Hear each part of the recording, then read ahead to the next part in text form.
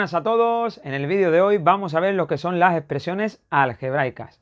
Pues bien, el lenguaje matemático es un lenguaje muy importante y es un lenguaje universal que todo el mundo debería de saber, entender y escribir, ya que permite pasar de lo que es un enunciado escrito, verbal o de palabra, como el que solemos utilizar, a una leve expresión, una pequeña expresión que resuma utilizando símbolos, números, letras y signos, todo lo que se dice básicamente de palabra.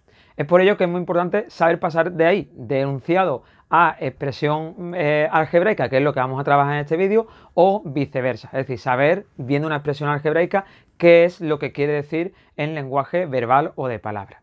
Por ello, vamos a trabajar esto y, como siempre, espero que os sea de ayuda. Vamos a ello. Al igual que con el lenguaje que utilizamos normalmente para hablar o para expresarnos de forma escrita, tiene una serie de palabras o de signos de puntuación que necesitan para realizar una correcta expresión, el lenguaje matemático requiere de una serie de expresiones algebraicas. Estas expresiones algebraicas no son más que un conjunto de números, letras y operaciones aritméticas que se utilizan para representar un enunciado, como el que utilizamos normalmente para expresarnos coloquialmente escrito o de palabra, en lenguaje matemático o algebraico. Por ejemplo, podemos considerar la expresión 2x más 1, donde vemos que aparecen números, donde vemos también que aparecen operaciones y donde vemos que aparecen letras. Esas letras son valores desconocidos y son, en este caso, reciben el nombre de variable o de incógnita y que no son más que números o cantidades que no conocemos. He representado esa expresión con la letra X, pero podría haber utilizado cualquier otra que quisiéramos del abecedario. Además, esa expresión en forma de enunciado podría representar, por ejemplo, el doble de un número más 1, donde ese número es la incógnita X que no conocemos. O podría representar fácilmente el doble de la edad de mi hermana más 1, donde tampoco conozco la edad de mi hermana y por eso le he dado el valor X. Consideremos el ejemplo que nos dicen, vamos a considerar el número n y vamos a obtener la expresión algebraica correspondiente al mismo, que son estas que se nos piden. Nos dice que expresemos el triple del número. Todo el mundo sabe que para calcular el triple de un número lo que hacemos es multiplicarlo por 3. Luego la expresión algebraica sería 3 por n o de forma reducida sin utilizar el símbolo de la multiplicación 3n. Ambas serían correctas y nos servirían para expresar lo mismo. Si nos piden el siguiente de un número, en este caso el número es n, sabemos que para calcular su siguiente deberíamos de sumarle 1. Efectivamente, si el número fuera el número 2, pues para calcular su siguiente, que es el 3, lo que hemos hecho es sumarle 1. Luego, de esta forma, algebraicamente, sería n más 1. Igualmente, si lo que me van a pedir es el anterior del número, en este caso no sumaría 1, sino que restaría 1. Luego la expresión algebraica sería n menos 1. Si ahora nos piden la cuarta parte del número, sabemos que la cuarta parte es dividir entre 4. O lo que es lo mismo, en este caso, el número partido de 4.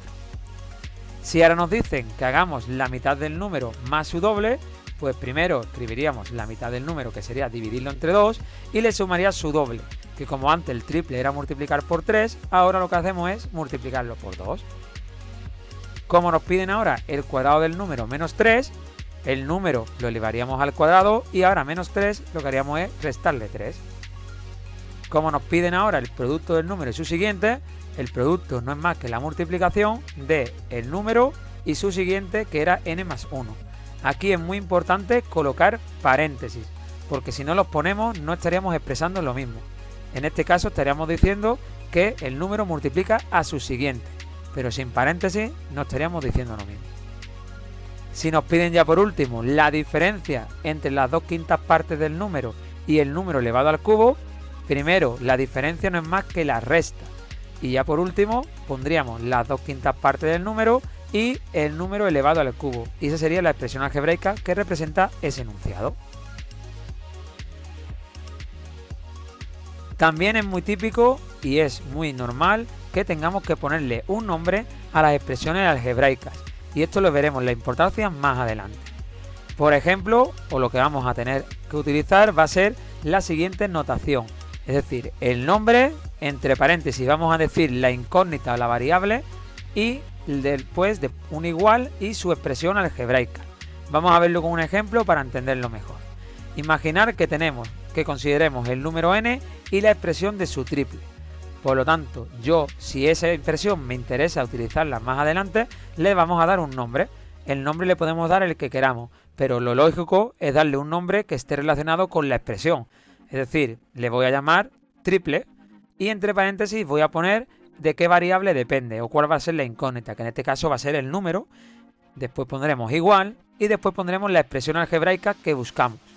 Luego, en este modo, el triple sería el nombre que le he dado, la n entre paréntesis sería la variable o la incógnita en este caso y 3n sería la expresión.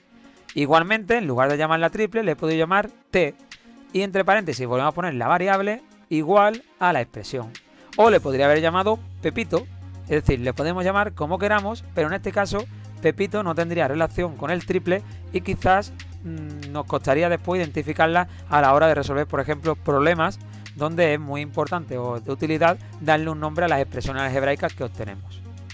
Igualmente, imaginar el ejemplo de calcular o expresar el área de un rectángulo que tiene lados A y B. No sabemos cuáles son los lados A y B, por lo tanto van a ser incógnitas. Lo que sí sabemos es que el área de un rectángulo se calcula como el producto de los lados, es decir, de la base por la altura, que en este caso la base podría ser A y la altura podría ser B. Por lo tanto, lo que tendremos es que darle un nombre, el nombre típico sería área, entre paréntesis ponemos las variables de las que depende y le pondríamos que eso es igual a A por B, indicando que esa sería la fórmula o cómo se calcula el área de un rectángulo.